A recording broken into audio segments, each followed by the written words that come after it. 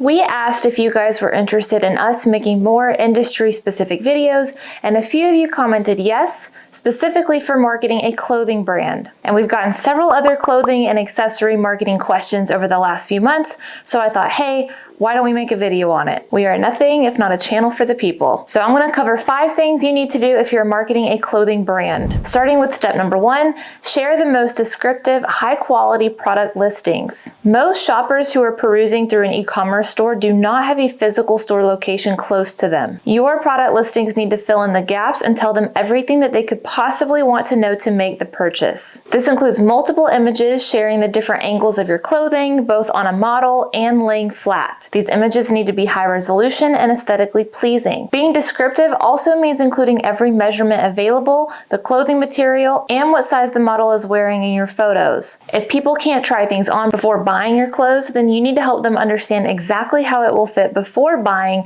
to limit the amount of returns you receive later. Or if you don't make returns easy for shoppers, aka if you make them pay for the return shipping, then you're likely not going to get the sale in the first place if you don't have clear descriptive product listings. If you're getting a lot of traffic to your product pages but not getting many add to carts or sales, it's either that you're sending the wrong audience to your product pages to begin with, or that they're not finding all the information they need to make the decision when they get there. Let me share a real life example before we move on. I'm 5'10", right? When I buy clothes off Amazon or any online retail store, I do not buy dresses or jeans if they don't have the length of the dress or the inseam of the jeans listed. Sometimes I may take a chance on Amazon clothes just because it's free shipping and free returns, but for the most part, I absolutely need to know the length of things before buying, because a lot of these retailers out here think everybody is 5'5" or shorter, but that's another story for another day. The point is, make sure your product listings answer any and all the questions your customers would have or would normally get answered in store by trying the clothes on. And also, I do have a video on how to write product descriptions that drive sales,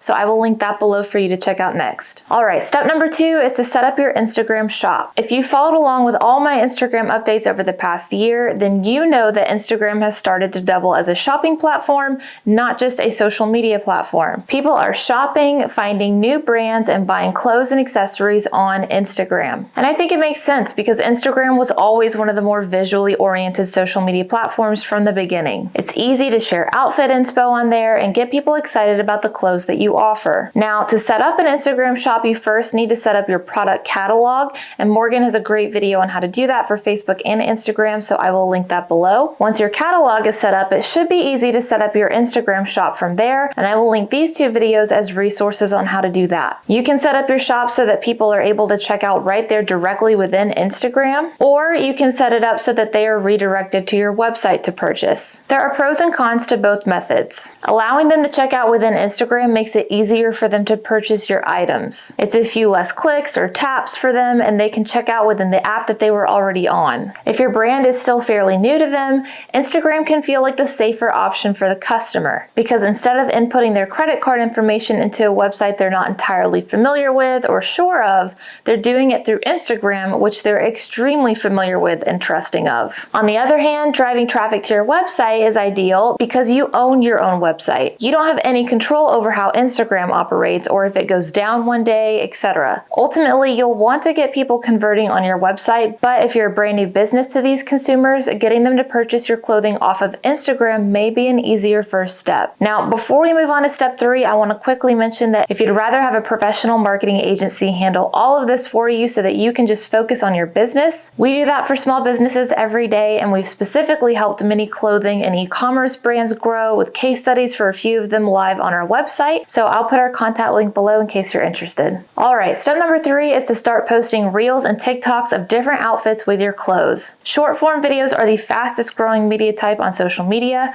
People consume countless hours of short video content every day across all the major platforms. Within the retail and e-commerce world, outfit of the day videos are extremely popular. So show off your clothes, pair different accessories with different outfits, show how your items can mix and match, and how people can build an entire wardrobe with your pieces. Now, I have a couple couple videos that can help you further brainstorm ideas and capitalize on some trends. This video has some ideas for Reels in it, and this video can be applied to either TikTok or Reels, so I will link both of those below if you want to learn about best practices or how to put a short video together. But in general, you should absolutely be showing your clothes off in action in the form of a Reel or TikTok every single weekday if you can. And this step flows nicely into step number 4, which is to partner with influencers. The influencer marketing industry is a billion-dollar industry in itself because it helps both influencers and brands generate sales like crazy. An influencer, if you don't know, is a person on social media with a lot of followers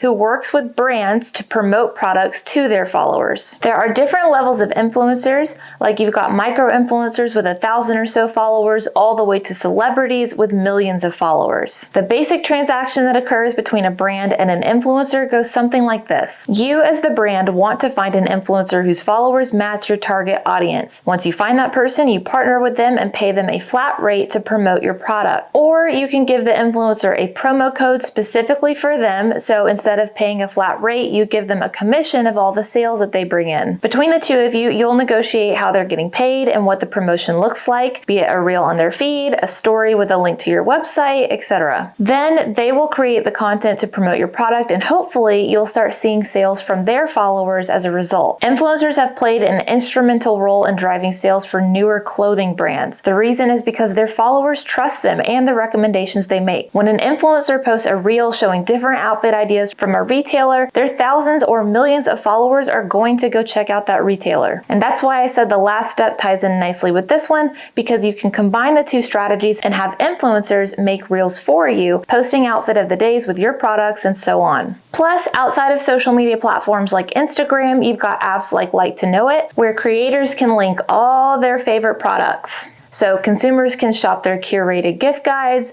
product collections, outfit of the days, and more, and tap on the product to shop directly from the website. Creators make commission from their retailers through these affiliate links, and the retailers reap the benefits of more direct sales. So if you haven't already partnered with influencers, I would strongly recommend that you do, and I have this video on it with step-by-step instructions on how to get started with it. All right, and then lastly, step 5 is to retarget your engagement and website traffic with dynamic retargeting ads. If you've seen a handful of our videos before, I'm sure you know how important retargeting is. Customers do not buy products from you the very first time they see or hear of your brand. They need to have several touch points with your brand before they feel comfortable and trusting enough to purchase from you. That's why you need to retarget people in your sales funnel again and again until they purchase. We know that that's why retargeting is effective, but specifically for clothing and e-commerce brands, you'll want to run dynamic retargeting. Instead of just running a generic ad to your entire retargeting audience, you'll want to show each individual person the products they are specifically interested in and or looked at on your website. And since you already set up your Facebook and Instagram catalog in step 1, you can do this really easily. On the ad level, you'll just want to select dynamic ads, and for the ad set, you'll want to have created custom audiences of your website traffic, Instagram engagement, and Facebook engagement. If you need help doing any of these things, I'll link these videos below as a helpful resource. Otherwise, please like, subscribe, and ring the notification bell, and I will see you guys in the next episode.